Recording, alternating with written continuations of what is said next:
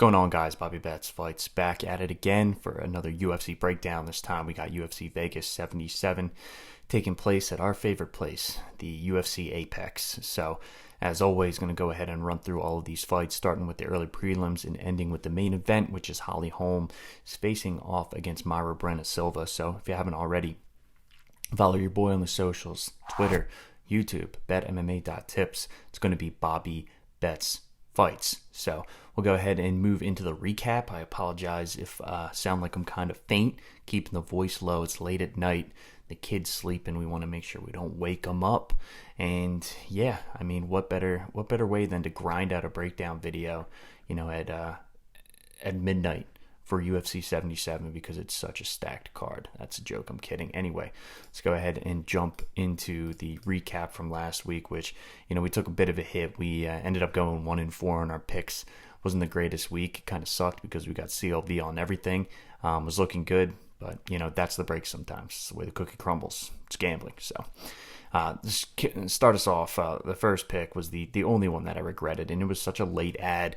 Literally driving down to my boy's house to watch the fights, and I put this one in on the phone, and I really wish I held off. It's Shannon Ross at plus 124. Line was moving in his direction. He opened it right around plus 170, so a lot of movement, close to 50 cents worth of movement. I got in on the tail end at plus 124, which was stupid. He got knocked out in 10 seconds by Jesus Aguilar, $50 down the drain. One unit, we're down right off the jump. Jimmy Crute, minus 118. He ended up closing around minus 140 on my books, at least, against Alonzo Menafield. Couldn't get anything going. I was worried about his striking. Couldn't really get the fight to the ground. He was trying to wear on him up against the cage, forced a takedown. Menafield grabbed the neck, and he ended up tapping out. So, again, we beat the line on that one, but another tough loss, and Crute didn't look really great. So, the next one was our only win, which was Robbie Lawler, which was a clutch win because he was plus 220. Ended up closing right around plus 185. So again, we're talking roughly around like 35 to 40 cents worth of CLV on that one. Starched Nico Price in the first round in like 18 seconds. It was his quickest knockout ever. He got in the clinch. He was throwing those uppercuts, hit him behind the ear, and just dropped Nico Price, folded him like a lawn chair. Perfect performance and such a fitting ending to a UFC Hall of Fame career that was Robbie Lawler. Just a violent dude. Absolutely loved the guy, and it was even more dope to win money on him. So ended up banking 2.2 units, $110 straight profit on that. So thought we were going to turn around a bit, but then we had Brandon Moreno versus Alexander Pantoja, which ended up being fight of the night. It was a close fight. I thought Pantoja won the fight. Honestly, I thought he banked 4 out of the 5 rounds. I thought the second round was the only one that Moreno convincingly won. There were some close rounds in there, but for the most part, I thought Pantoja won the fight. Kind of shocked by a split decision. It gave us a shred of hope there at the end, but ended up going Pantoja's way. He just had, the striking was close to even every round, and Pantoja was backpacking Moreno in some of those rounds and winning the grappling exchanges, so you got to give him the nod there.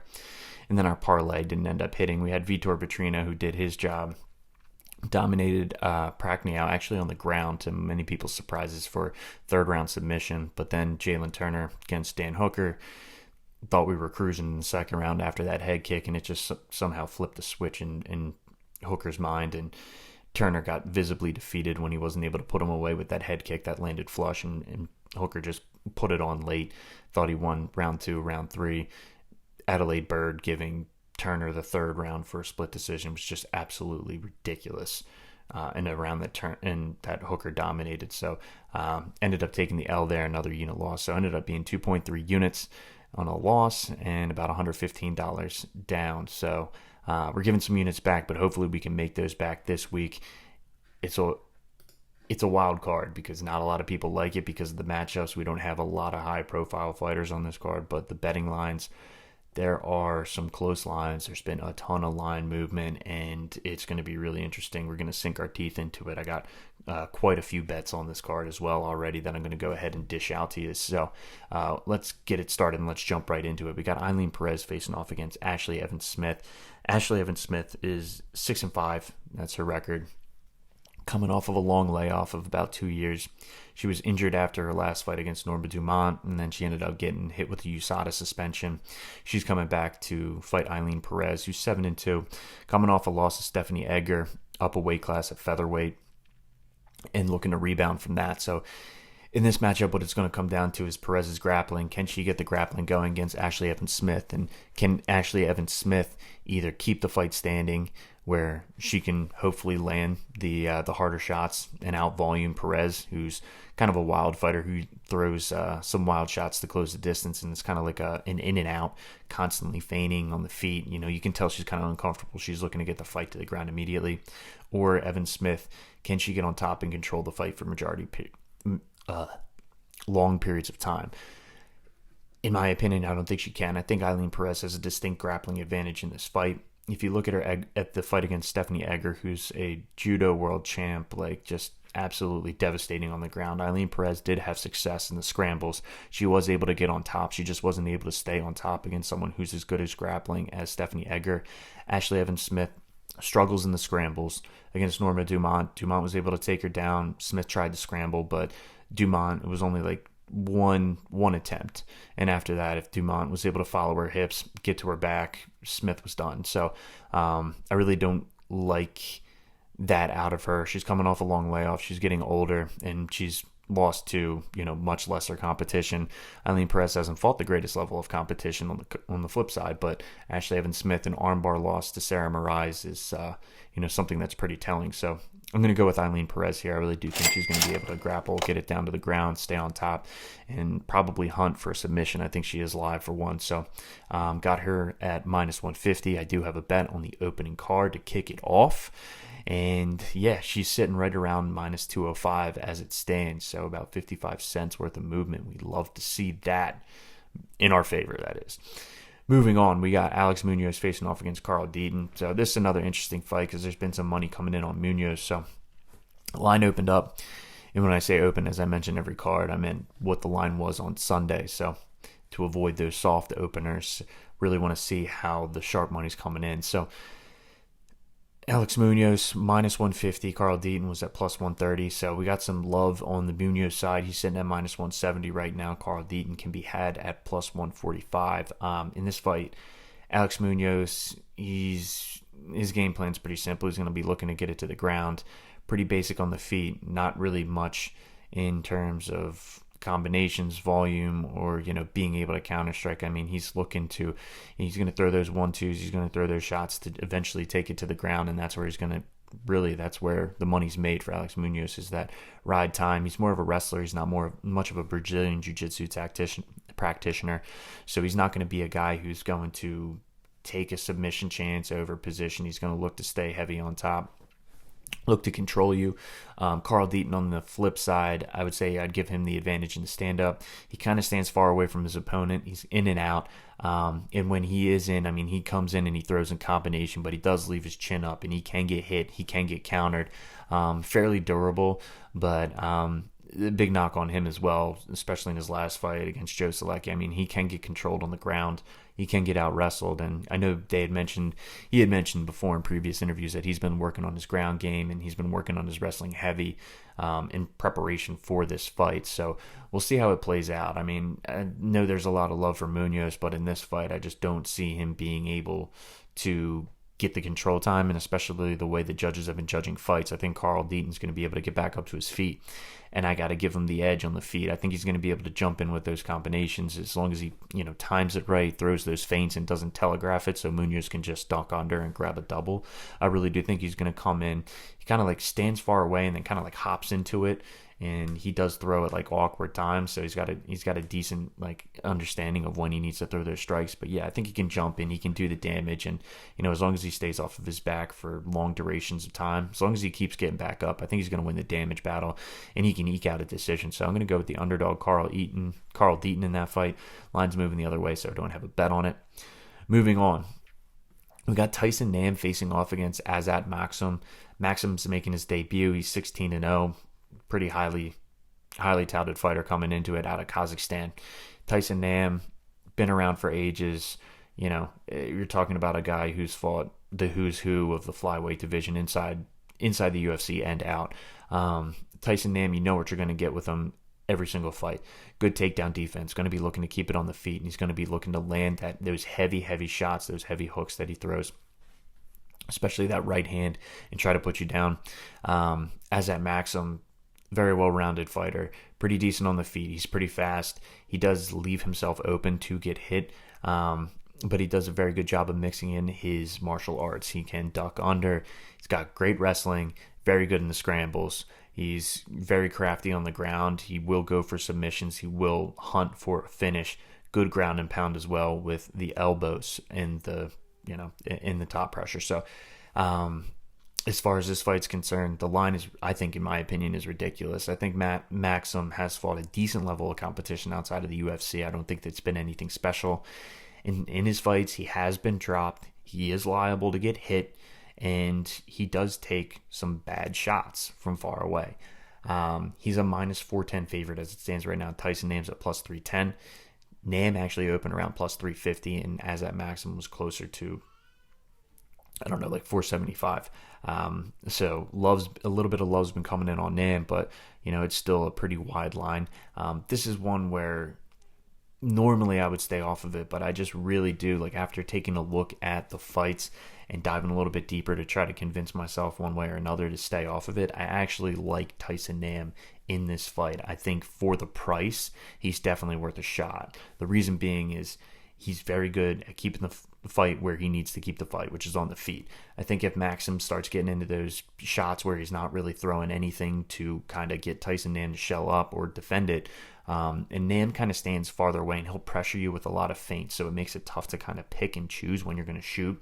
So if Maksum has those shots where he's just kind of looking to grab a leg and it's just like a naked shot with nothing behind it to kind of trick Nam into thinking that he's striking, I think he's going to be able to keep it on the feet. The only knock with Tyson Nam is he's very low volume. He throws a lot of feints and he pressures, but he doesn't really throw. He's a counter striker. He's trying to draw it out of you so he can get your attack and then get you with your hands out so he can land on the head and land on the button and put you out. So I'm going to give myself 3 rounds. I'm going to give Tyson Nam 3 rounds to try to find the chin of Maksum. I don't think Maksum's going to be able to get the fight to the ground for long durations of time. I don't think Tyson Nam's going to get submitted. He could get dropped by Maksum on the feet, but I think Maksum leaves himself open enough where I think Tyson Nam will be able to hurt him at some point, and then it's just a matter of whether he can hunt the finish. If it goes to the scorecards, I will not be confident. I think Maksum will probably be able to take it because he'll outvolume Nam. Like I said, Nam pressures. He tries to corral you up against the cage. He cuts it well, but he doesn't throw a lot because he's trying to draw those attacks out. So Maksum could outpoint him, but listen, at plus 310, absolutely, I'll take that shot. So 1 unit on Tyson Nam plus 320 is what I got him.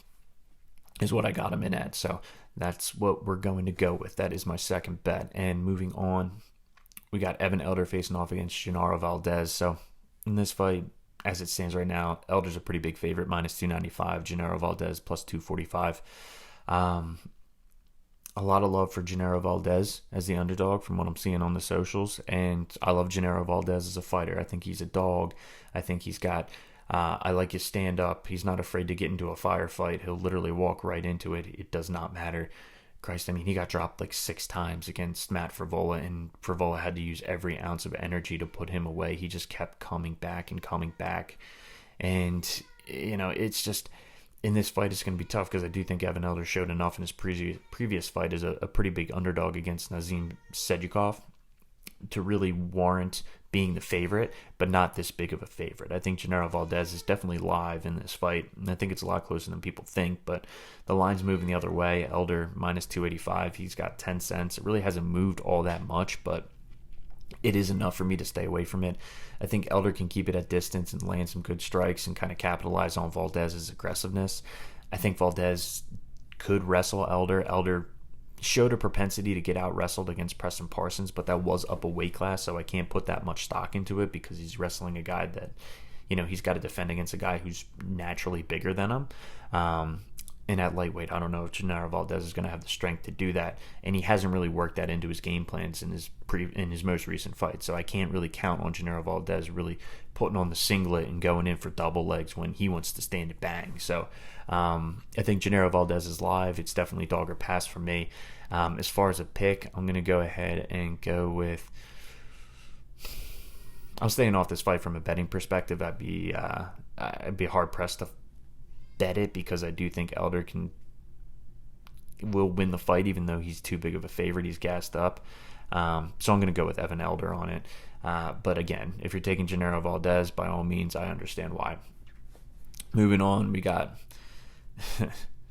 Jack Della Maddalena facing off against Basil Hafez. So Basil Hafez, I'm not going to laugh too hard, because the only reason I'm laughing is because they got this fight listed on the prelims, and you're not going to put Jack Della Maddalena on the prelims, are you? Like, come on. What are we doing here, UFC? Put the man on the main card. Fix your website. Figure it out.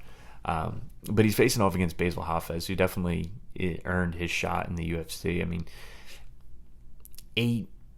8-2, I believe his record is 8-2-1 with a draw, and his draw was to Jeremiah Wells in a fight that he arguably won. And Jeremiah Wells has been doing his thing in the UFC. Recently beat Matt Semmelsberger. I think he's 3-0 now. So he's on a nice little tidy tear at the welterweight division. And Basil Hafez, definitely deserves a shot, but he's got his hands full against Jack Della Maddalena, who, is a phenomenal boxer. He just has a great jab that he pumps out, and he just is able to be defensively sound and just kind of capitalize and really be aggressive with his boxing combinations. He digs to the body. He mixes it up. He feints. He does everything that you love to see, and he can just move in and out. It's really tough to hit him, and when you do hit him, you got like 3 or 4 shots coming back your way that you got to defend. So, I mean, Basil Hafez on the feet, decent striker. I'd say he does look stiff, but you can tell he's got pop in his hands. He can jump in with combinations. I think ultimately he's going to want to get the fight to the ground, so I think the striking's more to set up the wrestling, more defensively sound, more defensively minded on the feet. Will throw big shots to try to land something hard, but he's not going to stand in the pocket too long for a receipt, and that's smart against Jack Della Maddalena, because your boy will dish it out if you stay in the pocket just a split second too long. So in this one, I think Basil Hafez can get it down to the ground. The one thing that I think we will learn a lot about is whether or not Jack Della Maddalena would have been able to hang with Sean Brady, because Hafez is definitely going to go in for go for takedowns, and if he can get the fight to the ground and control Jack Della Maddalena, even if he wins, if they rebook that Brady fight, the line's going to be completely gassed if Hafez has any type of success on the ground. So that's what I'm really intrigued at, to see if Jack Della Maddalena can be tested for more than just a couple of minutes. Not even a couple of minutes, just like a couple of spurts here and there, like against Ange Lusa and then against Ramazan Amith. That's really been the only time we've seen Jack Della on the ground, really. So hopefully we get a little bit more intel from this fight. I'm going to go with Jack Della Maddalena as my pick. He's minus 625 right now, unplayable at this line.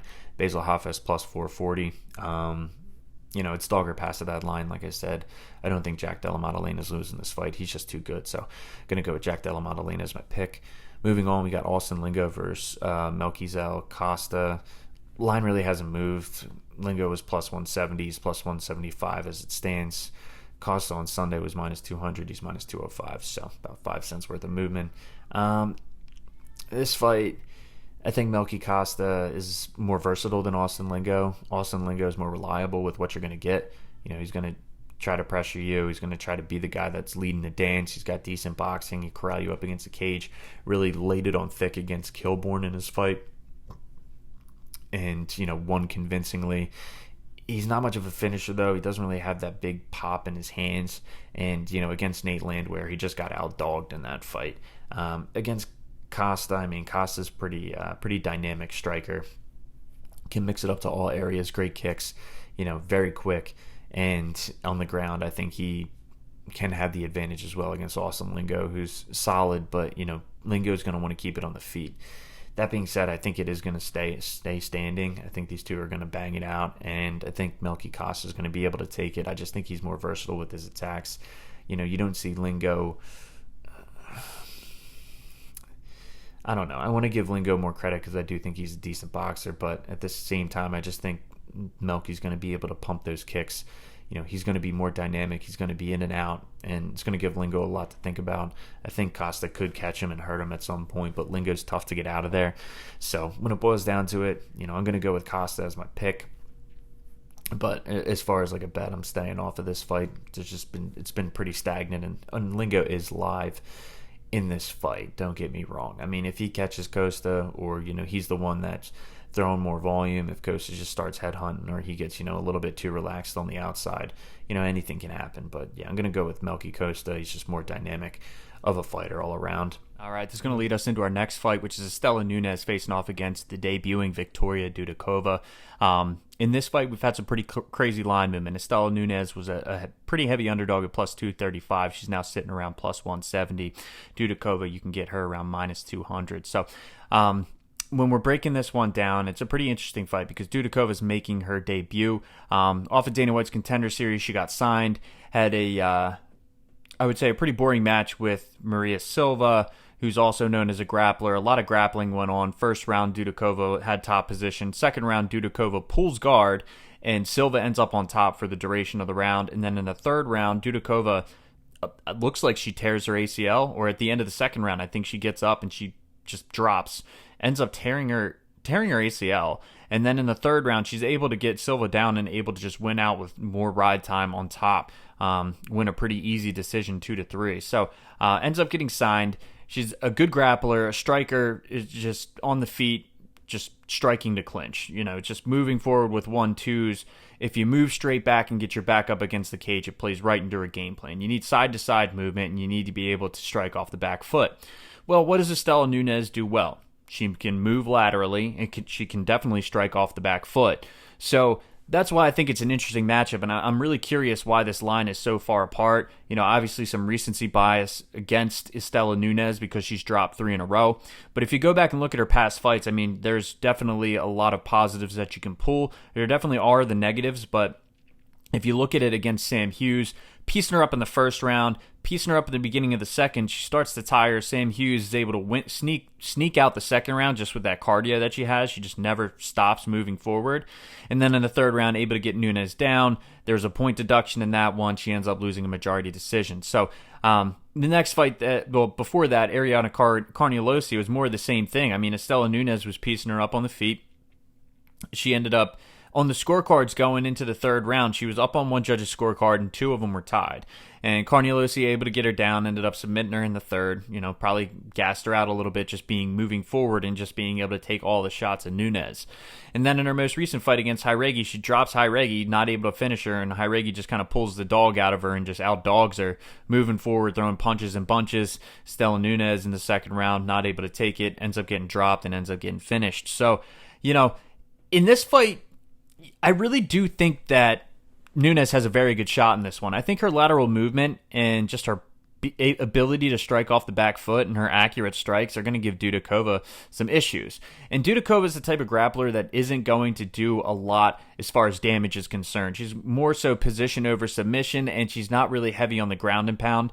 Estela Nunes has shown that she can get up. What's really going to be the question is whether or not she can keep her power bar up long enough to win the fight if it goes to a decision, and make sure that she's keeping the fight where it needs to be, which is standing. So, Dudakova is going to be constantly trying to grapple with her, so it's going to be tough. I really do think that the way that the judges have been judging fights recently, where it's damage over, grappling control, that Estela Nunes can definitely win a decision in this fight, and she definitely has the finishing equity on her side as well, with the pop in her shots and being able to drop opponents at strawweight. So, this line's crazy. In my opinion, I got it at plus 200. I'm going to take a shot on Estela Nunes here for 1 unit. That's my pick. I'm going with her, and I do have a wager on it. So, Estela Nunes looking for the upset as the underdog. Moving on. We got Tucker Lutz facing off against Melsik Baghdasaryan. Another interesting fight. I mean, Melsik Baghdasaryan, great kickboxer, coming into MMA, transitioning, and has worked on his grappling and has been able to kind of have that sprawl and brawl style where not necessarily brawl, but defend all the takedowns and then win the fight on the feet. That's been his MO. So, he stays at distance. I would say he's not really much of a volume striker. He's more so looking to counter strike and really, make you pay when you're trying to come in. And then he is liable to get taken down, and in his most recent fight, he got submitted by Joshua Kulibau. So if you can get him down, you can definitely have some success. Tucker Lutz coming in off of a tough performance against Daniel Pineda, where, Pineda was able to land some decent shots on Lutz, and then when it went down to the ground, Pineda ended up getting that finish when Lutz was just trying to wrestle and ended up getting his neck snatched. So it's been tough for Tucker Lutz. I mean, Pat Sabatini, he absolutely out-grappled him, but that's going to happen. I mean, Sabatini's just, that's his world, right? So just two difficult stylistic matchups for Tucker Lutz. Against Melsik Baghdasaryan, it's going to be tough because you definitely give Baghdasaryan the advantage on the feet. I mean, Tucker Lutz has a background in boxing and kickboxing, so he really gained that wrestling prowess later on in his career, and he's has that kind of, I wouldn't say in his back pocket because it's kind of been a forefront of his game in the wins that he's had, against Aguilar. He's able to mix it in his 2 fights on Contender Series. Absolutely was mixing in the wrestling, that good top control, mixing in some ground and pound. In this fight, he's absolutely going to need to do it. It's just going to be a question of whether Tucker Lutz can mix it up enough to get the win, right? He's got to be able to strike with Baghdasaryan. Baghdasaryan's going to try to maintain his distance, stay at kicking range, and Lutz is going to have to do enough to earn his respect. Think Baghdasaryan's in that, that kickboxing lengthy range fight, and then all of a sudden, mix in his strikes, his takedowns behind his strikes, get in and get him down to the ground. Will he be able to do that is the question. And in my opinion, I think he's got a pretty decent shot at doing it. Tucker Lutz, as far as the line's concerned, if we're looking at that, Baghdasaryan opened a minus 205 favorite. Tucker Lutz was plus 180 on Sunday. He's now down to plus 140. So sharp money coming in on the Tucker Lutz side. I decided to play Lutz. I played him a little bit late. I got him at plus 154, but the line's still moving in his favor. It's been kind of stagnant at plus 140, dropped down to plus 135, but still got some CLV there. I understand why everyone likes Baghdasaryan, but again, you have a guy who's more well-rounded on the other side, who definitely has a shot, and there's no reason why he should be as big of a dog in what could be a very competitive fight. If he's able to get it down to the ground, he absolutely can work in his ground and pound, get that ride time on top. And Baghdasaryan's shown that once he settles and he's on the ground, can be a liability. Joshua Kulibau, look at that fight, snatched that neck up real quick. So you definitely can take positives on both sides. I don't blame people taking the juice for Baghdasaryan, but I got to trust the more well-rounded guy here. And as a dog, why not? Especially with the line movement. So I'm going to go with Tucker Lutz 1 unit plus 154. Moving on, another interesting fight: Nazim Sadykhov facing off against Terrence McKinney. So in this one, we all know the story on McKinney. He's had some really great performances, real electric fighter, athletic, strong, good wrestler on the feet. He's got a lot of pop in his hands, and he's got great head kick that he utilizes. But he tires out because he burns so hot in the first round, and by the time the second round comes, he's got nothing left in the tank. I mean, against Sean Woodson, similar situation, ended up eating a knee, getting knocked out. Against Ishmael Bonfim, he was a little bit more controlled, didn't have nearly as much success that he normally does in his fights, wasn't able to wrestle, wasn't able to get it down to the ground, and then at distance, Ishmael Bonfim just ended up pushing him backwards as opposed to him moving forward, and he ended up finishing him with a flying knee highlight reel knockout. Nazim Sadykhov is a dangerous striker, very good on the feet, very polished. I would say he definitely has some holes in his game. I mean, Elder able to just touch him, outpoint him, kick to all levels, and really do some good work where he was up 20-18 going into the third round.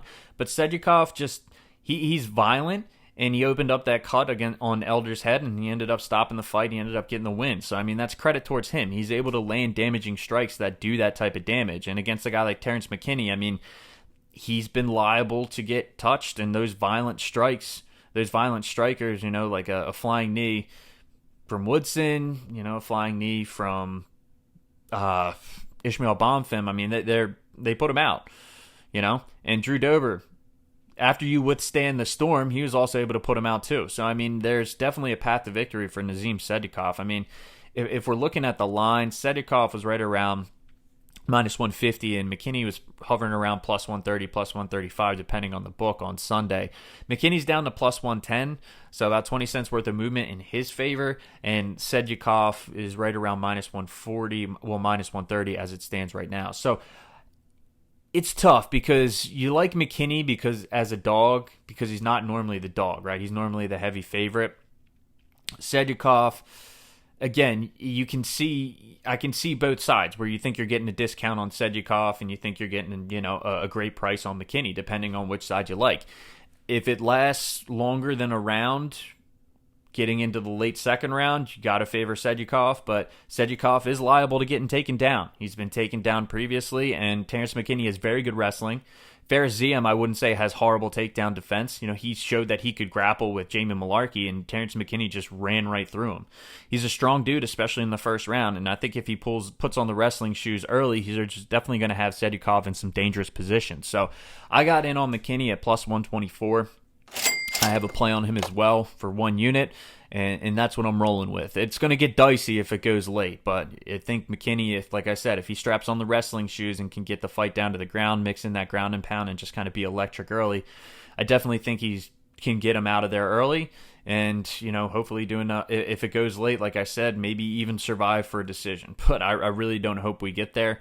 If you're betting on McKinney, you're betting on an early finish. That's what you want to see.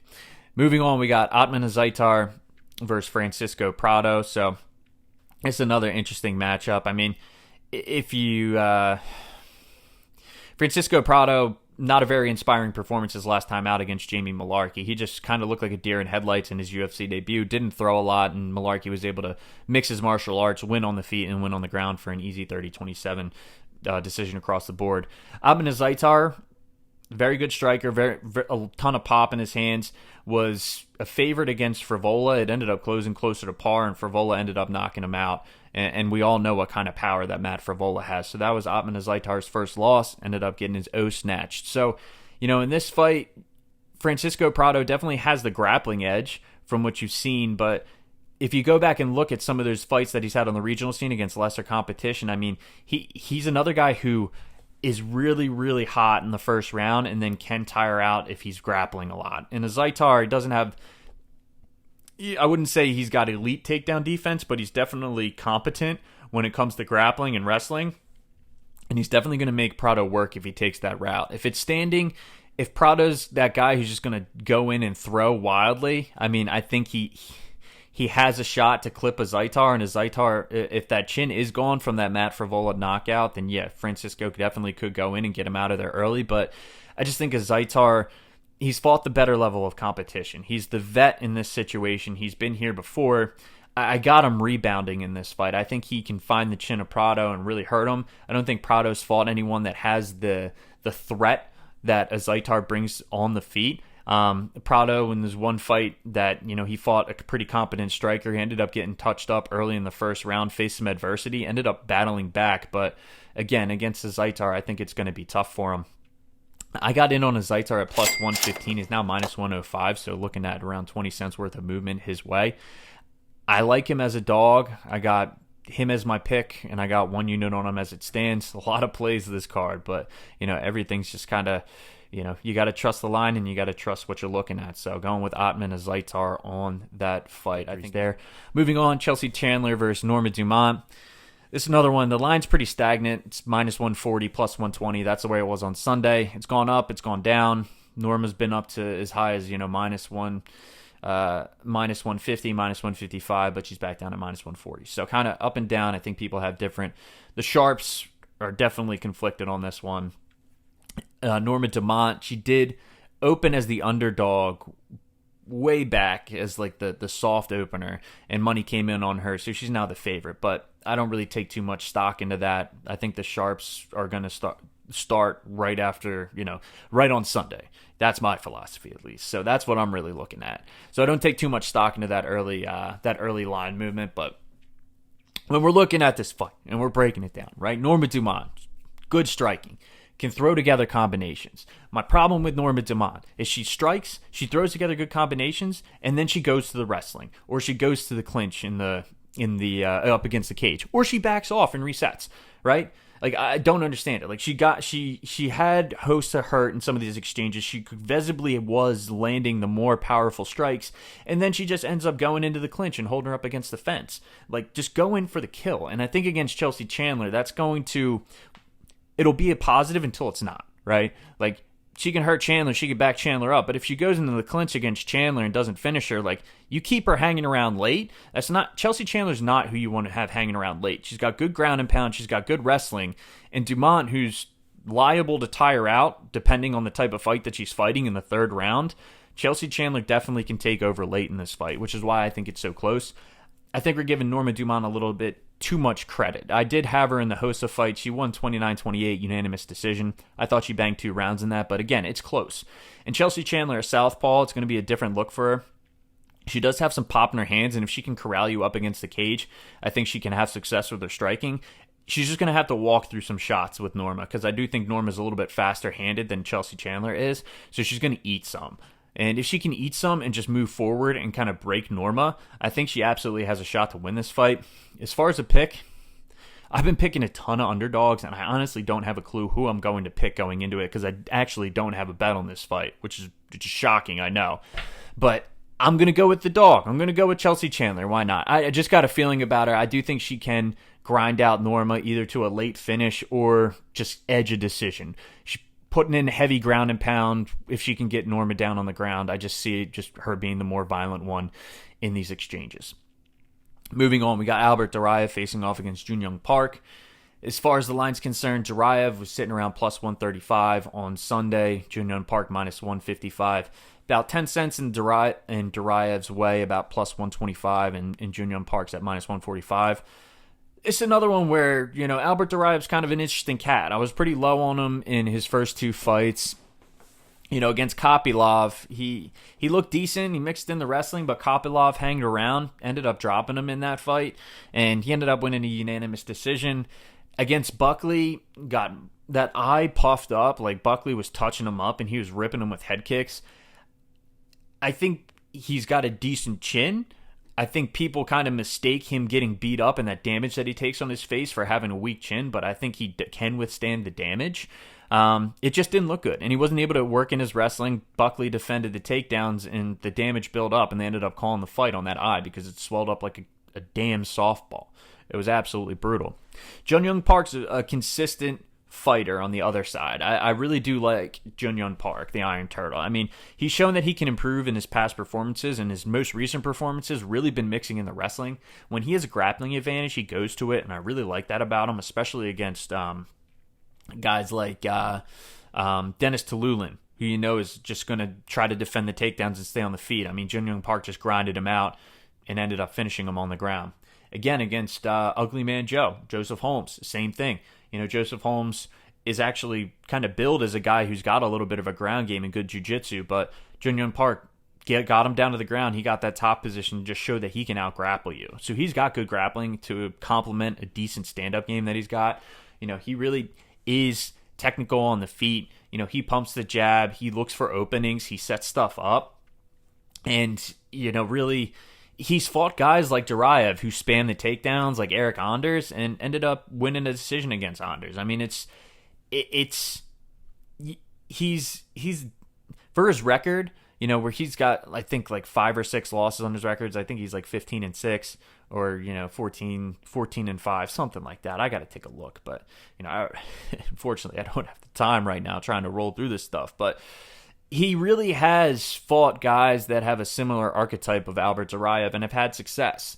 In this fight, it's close. I mean, Albert Duraev, I want to say that, I'm going to side with Junyoung Park, but he really surprised me in the Chidi Njokuani fight. Like, I had Chidi in that fight, and I thought Chidi was just going to be able to defend the takedowns and be able to piece him up on the feet. But Duraev was able to get him down early, had a great first round, banked that, and then in the second round, the threat of the takedown with Duraev really stifles the opponent's ability to throw. Like, they're afraid to throw because they're afraid to go down to the ground, and I think that's a big part of his game. I don't know if it's going to happen against Junyoung Park. I'm really, really split on this one because I think Albert Duraev doesn't have a great fight IQ because he's the type of guy who will strike and then work his takedowns, but he's worried about his gas tank. So the second and third round of the Njokuani fight, all of a sudden he's not going for takedowns and he's standing, which kind of concerns me against a striker like Njokuani. In this one, as far as my pick, I got a feeling about Duraev. I'm going to go with him as another underdog. I don't have a play on it yet, but I might in the future. So Albert Duraev is the pick, even though I set it up like I was going to go with the Iron Turtle. Just this card's weird, and I just love a ton of underdogs, man. I got an underdog problem.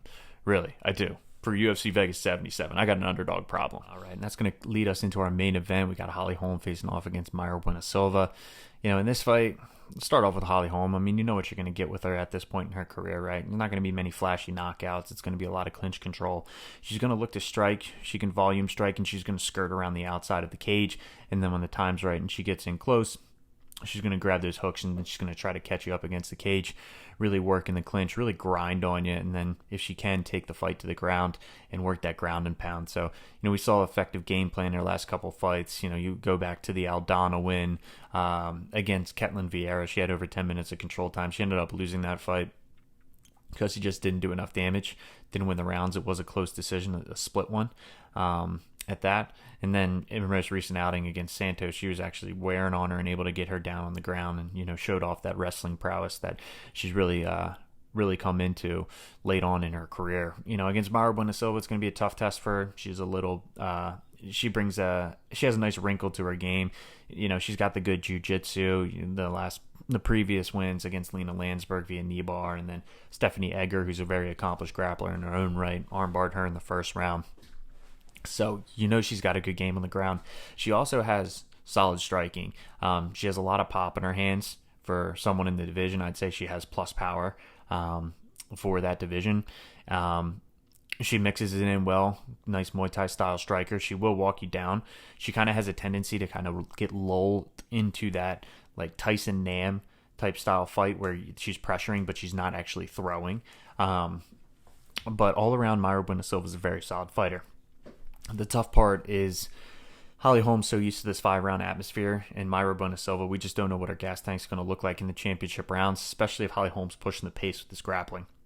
Mayra Silva, in some of her previous fights, especially the ones that go to that third round and that decision, we're getting on into those final rounds. That final round, because it's a 3-round fight. But anyway, we're getting into that final round. You can see that her gas tank's starting to wear, starting to slow down a little bit. So how's that going to look for 2 more rounds, especially with Holm, that clinch, that wrestling, just kind of wearing on her. So it's going to be tough. I think the finishing equity is split in this fight because I think early on, Mayra Silva can catch Holly Holm either on the feet or if it goes to the ground via submission, like one of those sneaky ones, especially when they're dry in the early rounds. But in the later rounds, when she starts to wear down and Holm, is just used to that 5-round cardio pace and she's really pushing it, I think she could get a finish late.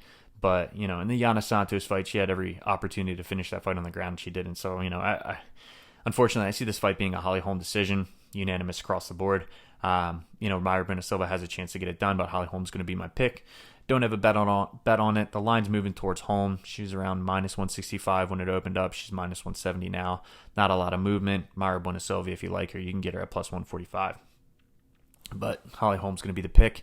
That's going to conclude the card for UFC Vegas 77. As always, follow your boy on the socials, on Twitter, YouTube, betmma.tips. It's going to be Bobby Betts Fights. So we'll go ahead and wrap this card up. We'll get ready to move across the pond for the London card next week. As always, I hope everyone cashes out. Hope I was able to bring you something different than some of the other breakdowns. A little wrinkle to add to your game or something to consider. And yeah, let's go ahead and have ourselves a Saturday, beat the bookies, and we'll roll right on into the next week. Bobby Betts Fights, signing off.